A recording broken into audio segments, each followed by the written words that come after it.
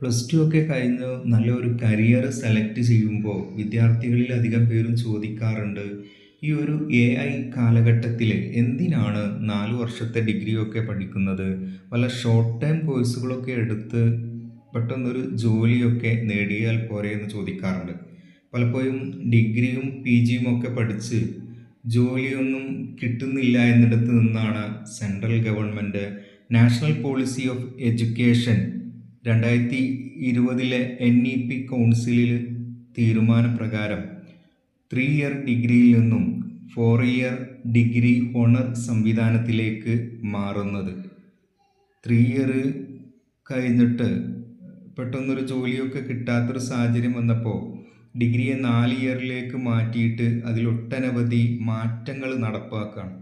സബ്ജക്റ്റുകളെ മേജറുകളും മൈനറുകളും ഒക്കെ ആക്കി മാറ്റുന്നു, മൾട്ടി ഡിസിപ്ലിനറി കോഴ്സ് കൊണ്ടുവരുന്നു, എബിലിറ്റി എൻഹാൻസ്മെൻറ്റ് കോഴ്സ് കൊണ്ടുവരുന്നു, വാല്യൂ എൻഹാൻസ്മെൻറ്റ് കോഴ്സുകളൊക്കെ ആക്കി മാറ്റിയിട്ട് പലതരത്തിലുള്ള മാറ്റങ്ങൾ കൊണ്ടുവരാണ്. 4 വർഷത്തിലെ എക്സിറ്റ് ഓപ്ഷൻ നൽകി ആദ്യ വർഷമൊക്കെ പൂർത്തിയാക്കുന്നതോടെ അവനൊരു ഫൗണ്ടേഷൻ ലേണിംഗ് എന്നുള്ള തരത്തിലേക്കും, രണ്ടാമത്തെ വർഷത്തിൽ അത് ഇൻ്റർമീഡിയറ്റ് ലേണിങ്ങും, മൂന്നാമത്തെ വർഷത്തോടെ അത് ബാച്ചിലർ ഡിഗ്രിയും, 4-മത്തെ വർഷമൊക്കെ ആവുമ്പോൾ അത് ഹോണർ ഡിഗ്രിയൊക്കെ ആയിട്ട് മാറുകയാണ്. വ്യത്യസ്ത യൂണിവേഴ്സിറ്റികൾ വ്യത്യസ്തമായിട്ടുള്ള രീതിയിലാണ് ഇത് നടപ്പിലാക്കുന്നത് എങ്കിലും ക്രെഡിറ്റ് സിസ്റ്റം പ്രകാരമാണ് ഇത് മുന്നോട്ട് പോകുന്നത്. ഒരു നിശ്ചിത ക്രെഡിറ്റ് നേടിയെടുക്കുന്നതിലൂടെ ബാച്ചിലർ ഡിഗ്രിയും അത് ഉയർത്തി ഒരു നിശ്ചിത ലെവലിലേക്ക് മാറുമ്പോൾ ഓണർ ഡിഗ്രിയുമൊക്കെ ലഭിക്കുന്നു എന്നുള്ളതാണ്.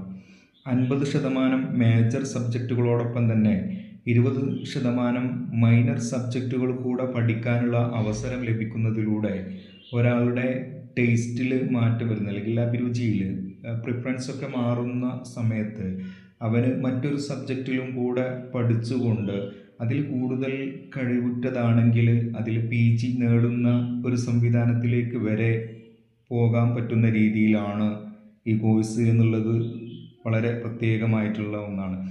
അതോടൊപ്പം തന്നെ ഓരോരുത്തരുടെയും സ്കില്ല് വർദ്ധിപ്പിച്ചുകൊണ്ട് സ്കിൽ എൻഹാൻസ്മെൻറ്റ് കോഴ്സുകളിലൂടെ നല്ല ജോലി അവസരങ്ങളിലേക്ക് എത്തിപ്പെടാൻ തരത്തിലുള്ള സംവിധാനവും, അതോടൊപ്പം തന്നെ ജോലിയിൽ നല്ല ആശയവിനിമയം, ഇൻ്റർവ്യൂ, അതുപോലെ തന്നെ റെസ്യൂം തയ്യാറാക്കുന്നതിനൊക്കെ ആയിട്ട് ലാംഗ്വേജ് സബ്ജക്റ്റ് എന്നുള്ളതിന് പകരം ഒരു എബിലിറ്റി എൻഹാൻസ്മെൻറ്റ് കോഴ്സ് ആക്കിയിട്ട് അവനെ കൂടുതൽ പ്രാപ്തമാക്കുന്ന രീതിയിലാണ്. അത് തന്നെ